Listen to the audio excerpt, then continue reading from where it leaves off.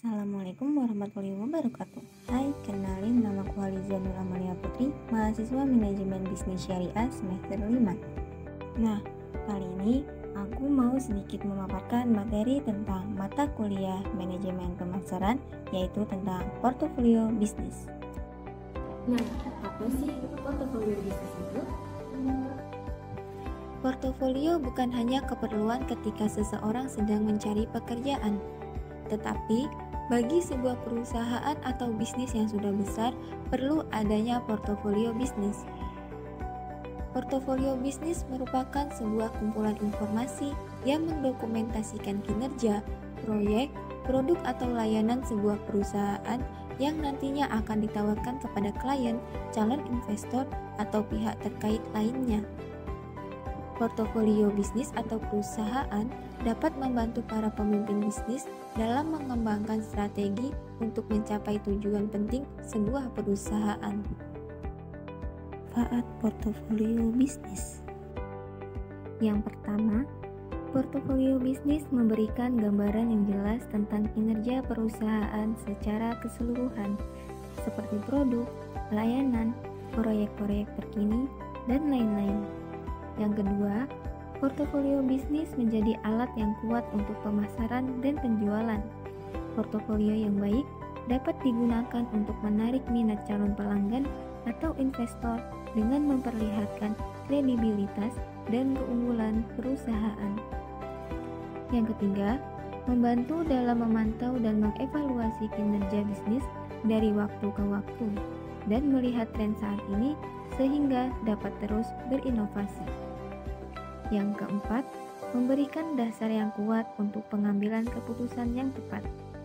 Yang kelima, sebagai alat untuk membantu reputasi dan kepercayaan di pasar. Portofolio yang menarik dapat meningkatkan citra perusahaan di mata pelanggan, investor, dan pihak yang berkepentingan lainnya, sehingga dapat menjadi alat untuk menjalin kerjasama atau kemitraan dengan perusahaan lain. Yang keenam, portofolio bisnis berguna saat presentasi kepada calon investor, mitra bisnis, ataupun pelanggan, dengan memberikan gambaran yang komprehensif tentang kemampuan, pencapaian, dan juga visi perusahaan. Ada beberapa hal yang harus disertakan dalam portofolio bisnis tersebut. Nah, ini sih yang pertama itu diskusi perusahaan. Untuk diskusi perusahaan ini harus mencantumkan informasi tentang visi, misi, dan nilai-nilai perusahaan. Kemudian yang kedua yaitu ada produk atau layanan, di mana terdapat penjelasan tentang produk atau layanan yang ditawarkan oleh perusahaan atau bisnis tersebut. Kemudian yang ketiga ada portofolio proyek, di mana adalah contoh-contoh proyek maupun karya yang telah diselesaikan oleh bisnis atau perusahaan.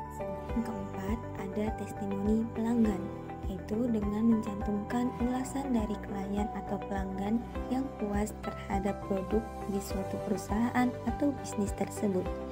Kemudian yang kelima, rencana strategis, untuk menentukan rencana masa depan dan arah perusahaan yang lebih jelas.